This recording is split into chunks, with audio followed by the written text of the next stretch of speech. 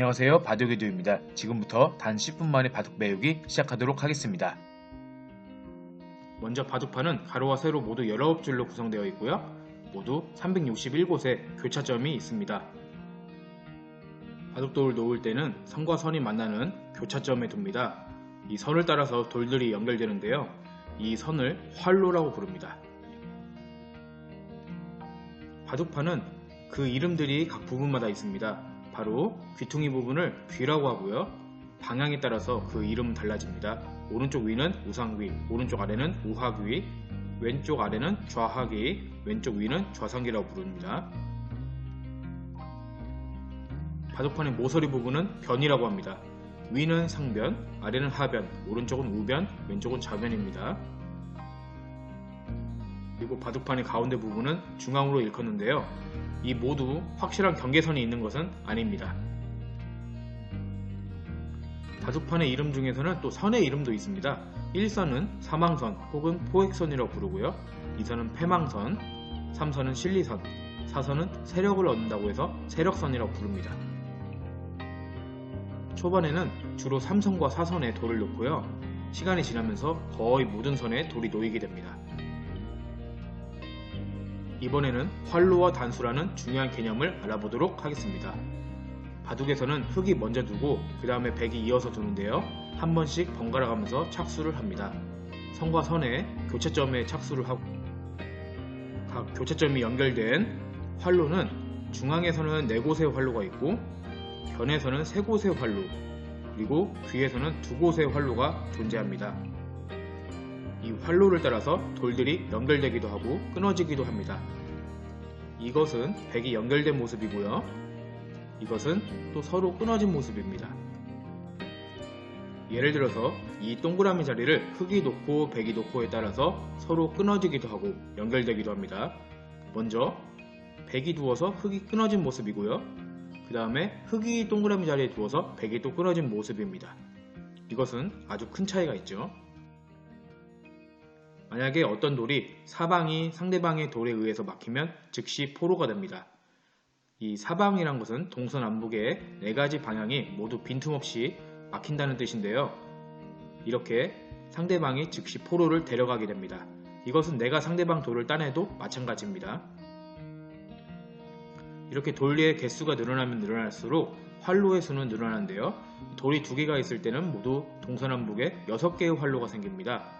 이 6개의 활로가 상대방의 돌에 의해서 모두 막히게 되면 즉시 포로가 됩니다. 이때 빈틈없이 모두 막혀야 포로가 되는 것입니다. 이 모양은 어떨까요? 이 모양은 포로가 된 모양은 아닙니다. 왜냐하면 꽁꽁 싸매듯이 빈틈없이 막히지는 않았기 때문이죠. 이 모습은 어떤 돌이 위기에 몰린 모습입니다. 알파고의 대국에서 나왔던 장면인데요. 가운데 흑돌의 활로가 한 곳만 남았습니다. 북쪽의 활로가 한 군데 남아있는 것이죠. 이렇게 백돌을 단수 친다는 표현이 나오는데요. 활로가 오직 한 군데가 남았을 때를 단수라고 합니다. 이렇게 2로 두어서 백이 탈출을 할 수 있는데요. 만약에 탈출하지 않고 다른 곳을 두었을 때는 흑이 그 다음 수로 상대방 돌을 따낼 수 있습니다. 단수된 돌을 안 살리면 다음 수에 잡힐 수 있다는 것이죠. 단수가 양쪽에서 몰렸을 때는 양단수라고도 부릅니다. 이번에는 바둑의 집짓기에 대해서 알아보도록 하겠습니다. 결국은 바둑은 집을 많이 짓는 사람이 이기는데요. 많이 잡고 많이 잃고는 물론 중요하지만 최후의 승리의 판단의 기준은 집짓기입니다. 집을 지을 때는 흑과 백이 섞인 울타리는 인정하지 않고요. 오로지 하나의 색깔, 즉 나의 돌의 색깔로만 이루어진 울타리만 인정합니다. 사방이 나의 돌로 막혀져 있으면 집이 만들어지는데요. 오직 선을 따라서만 상대방이 침투를 할 수 있기 때문에 이 모양에서는 백돌이 영향을 나의 집에 못 주고 있습니다. 바둑의 집을 지을 때도 효율성이 아주 중요한데요. 여기 그림을 보시면 중앙과 변과 귀에 똑같은 6집을 만들었는데 돌이 투자된 개수가 서로 다릅니다.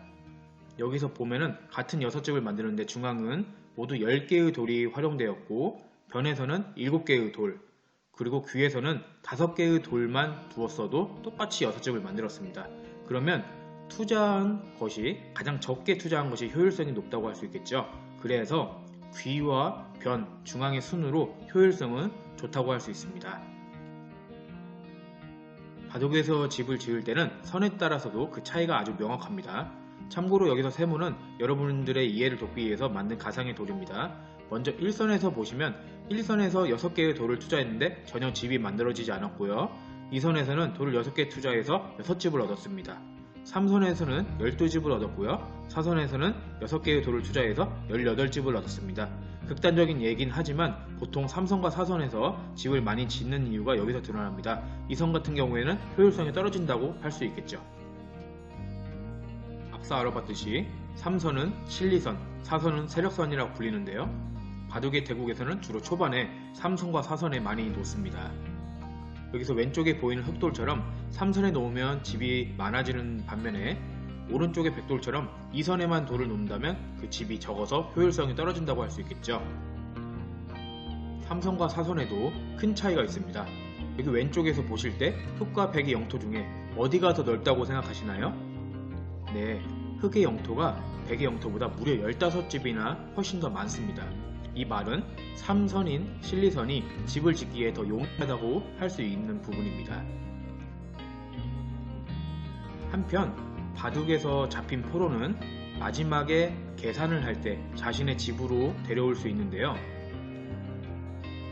왼쪽 아래에서 잡혔던 4개의 바둑돌은 바둑의 마지막이 되었을 때 백돌인 자신의 영토 안으로 데려올 수 있습니다. 바둑에서는 착수금지라는 아주 중요한 룰이 있습니다. 여기 왼쪽에 보시면 X 표시가 되어 있는 부분을 백이 사방에서 막고 있는데요. 이 X 표시되어 있는 부분은 흑이 절대 놓을 수가 없습니다. 왜냐하면 이미 사방이 막혀 있는 자리는 돌을 놓을 수 없다는 규칙 때문인데요. 만약에 여기서 흑이 놓는 순간 상대방인 백이 돌을 가져가지 않은 꼴이 되어버려서 이 X 되어 있는 자리는 착수가 금지되어 있는 자리입니다. 절대 놓으면 안되고요. 만약에 놓으면 반칙이 되어서 그대로 패배를 하게 됩니다. 한편 백은 놓을 수 있습니다. 왜냐하면 사방이 막혀있지 않기 때문이죠. 놓는 순간 돌이 다 연결이 되기 때문이죠. 또 하나 예를 보면서 자세히 알아보도록 하겠습니다. 여기서 X 표시되어 있는 부분은 백의 입장에서 놓을 수 없는 자리입니다. 왜냐하면 이미 사방이 막혀있는 자리이기 때문이죠. 그런데 이렇게 모양이 바뀌었다고 해봅시다. 이러면 상대방의 돌을 둘러싸기 때문에 즉시 따낼 수 있기 때문에 X 표시되어 있는 부분에 백이 놓을 수가 있습니다. 왜냐면 즉시 포로로 모두 가져가서 없앨 수 있기 때문이죠. 백이 X 표시되어 있는 자리에 놓는 순간 흑돌은 사라지고 이렇게 백은 둘 수가 있는 겁니다. 그래서 착수금지의 예외는 상대방 돌을 따낼 수 있을 때는 둘 수가 있는 것입니다. 이번에는 또 하나의 규칙인 패에 대해서 알아보도록 하겠습니다. 방금 흑이 세모 자리에 두어서 A 자리에 있던 백돌을 하나를 따낸 장면입니다. 그런데 만약에 여기서 백이 그 다음 차례에 세모로 표시되어 있는 흑돌을 바로 따낼 수 있다고 해봅시다. 그리고 다시 또 흑도 따내고 이러면 영원히 끝나지 않겠죠. 그렇기 때문에 이런 규칙이 생겼습니다. 이 패라는 곳에서는 연이어서 돌을 따낼 수 없고 다른 곳에 한번 두고 나서야 그 다음 차례에서 따낼 수 있다는 뜻입니다.